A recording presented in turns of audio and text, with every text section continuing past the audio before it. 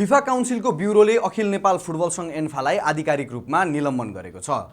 फैसला स्पष्ट छ, नेपाली फुटबलमा फिफा विधानको गम्भीर उल्लङ्घन भएको छ।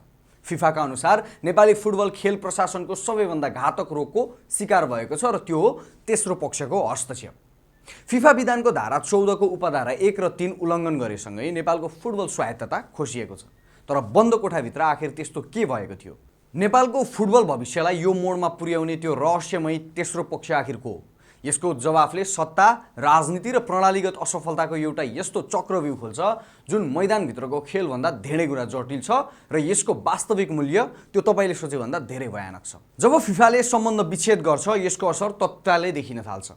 राष्ट्रिय टोलीले अन्तर्राष्ट्रिय खेलहरू खेल्नै पाउँदैनन्। स्थानीय क्लबहरूका लागि एसियाली फुटबल महासङ्घ एएफसीका प्रतियोगिताका ढोकाहरू बन्द हुन्छन् अनि प्राविधिक र आर्थिक सहयोगका रूपमा आउने लाखौँ डलर त्यो रातारात रोकिन्छ। हेर्दा हेर्दै खेलाडीहरूको एउटा सिङ्गो पुस्ता मैदान बाहिर थन्किन पुग्छ। तर फिफा यो मामिलामा किन यति कडा र निर्मम हुन्छ त? फिफा एउटा आधारभूत सिद्धान्तमा चल्छ र त्यो हो पूर्ण स्वायत्तता। फिफाको नियमअनुसार प्रत्येक सदस्य सङ्घले आफ्ना गतिविधिहरू स्वतन्त्र रूपमा सञ्चालन गर्नुपर्छ। त्यहाँ कुनै राजनीतिक हस्तक्षेप, न्यायिक दबाव वा सरकारी नियन्त्रण हुनु हुँदैन। जब कुनै बाह्य निकायले, चाहे त्यो खेलकुद मन्त्रालय होस्, अदालत होस् वा कुनै राजनीतिक गुट फुटबल कसरी चलाउने भनेर निर्देशन दिन खोज्छ, फिफाले त्यसलाई आफ्नो विश्वव्यापी सार्वभौमिकतामाथिको सिधा चुनौती मान्छ। अब तपाईँ सोच्नुहोला, यदि कुनै फुटबल सङ्घभित्र व्यथिति वा भ्रष्टाचार छ भने त्यसलाई सुधार्न स्थानीय प्रशासन वा सरकार अगाडि बढ्नु त स्वाभाविक होइन र?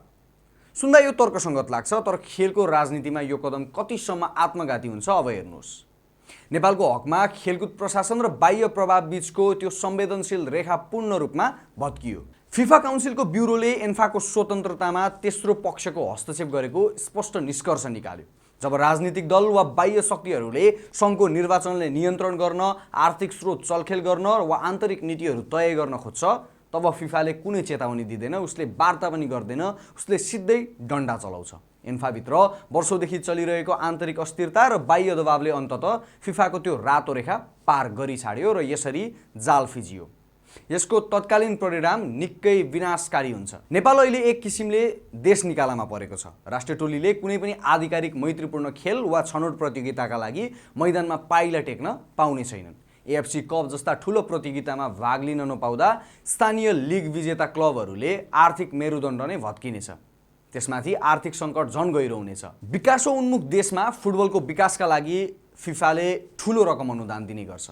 रङ्गशालाका पूर्वाधार, युवा एकाडेमी र रेफ्री प्रशिक्षण, यी सबै फिफाकै बजेटमा निर्भर हुन्छन्। तर अब त्यो आर्थिक पाइपालन पूर्ण रूपमा सुकेको छ। त्यसो भए अबको बाटो के त? फिफाले अगाडिको मार्गचित्र एकदमै स्पष्ट पारिदिएको छ। यो निलम्बन कुनै राजनीतिक बहस वा खोक्रो आश्वासनले फुकुवा हुनेवाला छैन। एन्फाले अब कुनै पनि शङ्काको ठाउँ नराखी प्रमाणित गर्नुपर्ने छ कि उसले तेस्रो पक्षको हस्तक्षेपलाई पूर्ण रूपमा जरैदेखि उखेलेर फ्याँकेको छ। उसले आफ्नो पूर्ण र अक्षुणीय स्वायत्तता पुनर्स्थापित गर्नुपर्नेछ। जबसम्म ती बाह्य शक्तिहरू पछाडि हट्दैनन्, नेपाली फुटबल यसै गरी अन्धकारको सुरुङभित्र अड्किरहनेछ।